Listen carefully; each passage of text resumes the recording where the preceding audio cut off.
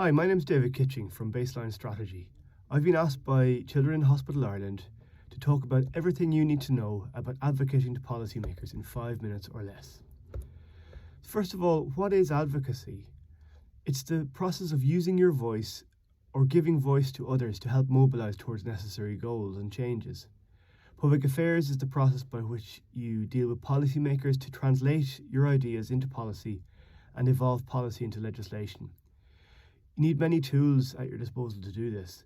You need to analyse policies themselves, carry out your research and build an evidence base, use clear and effective messaging, build relationships, and learn how to manage projects effectively. So first of all, analysis and preparation. You need to really assess the landscape to look at what you need to do to move forward on your desired goal.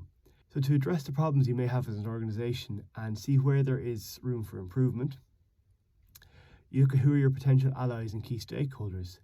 Look at what your policy and legislative goals are. Do you know what is needed to meet your objectives? What information are we missing and how do we get it? And carry out your targeting and your due diligence. Learn how to map your given stakeholders, get an assessment of your overall audience. And be clear and identify solutions, not just the problems. Also carry out your research. You need to draw from multiple sources, international best practice, and everything from clinicians through to patients and other organisations. When you're mobilising, you may need to raise awareness first of all, and they might not know or understand the given issue that you're bringing to their table. So you need to help them better understand your situation and aims and educate them. Conduct political briefings and prepare in advance with priorities on your key issues and be careful of overcomplicating the situation. And just think about how you communicate with them. They may not know anything about your given area and it can be frustrating, but try not to get frustrated. Help them to help you instead. Keep the briefings short and to the point. Waffling will only cause distraction and they may not remember what you need to take it to the next level. Prepare slides for online meetings or have a handout for in-person engagements. When doing grassroots mobilisations, you can really draw on the patient and representative bodies and amongst the people involved in your organisation. But help volunteers to feel a sense of ownership over your strategy also. Don't just lead from the top. Work in a grassroots manner to make sure everybody feels like they have a degree of input into the organisation. Messaging and communication are hugely important.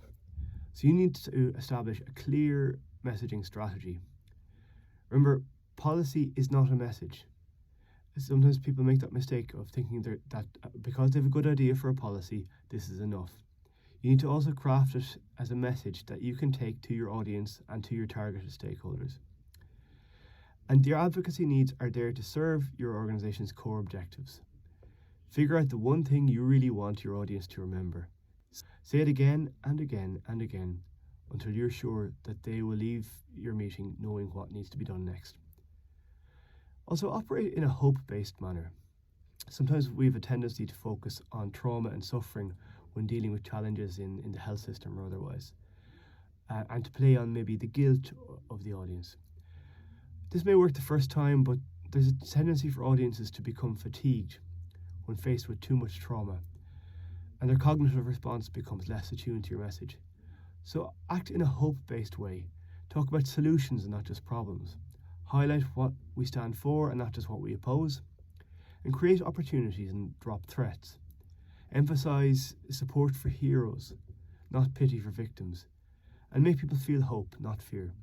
Remember, the children that you're campaigning for are heroes. And this is worth keeping in mind when you're advocating on their behalf. Finally, here are some useful tools that you can use when going out to manage the projects of your advocacy process. You can use a SWOT analysis to identify strengths, weaknesses, opportunities and threats. The messaging house to better hone your communication. Use media monitoring either from paid sites such as Truehawk, Meltwater or Kantar, or there are free resources available on Google and through advanced search and relevant sites. Political monitoring can be done through the Oireachtas website or sites such as Marion Street and Kildare Street. Then remember to declare on the lobbying register, just to make sure that everything is above board and that your engagements with politicians can be documented to your members also. And if you have any questions, please feel free to contact me via my website at bassline.ie or email at david@bassline.ie. Thank you very much for your time.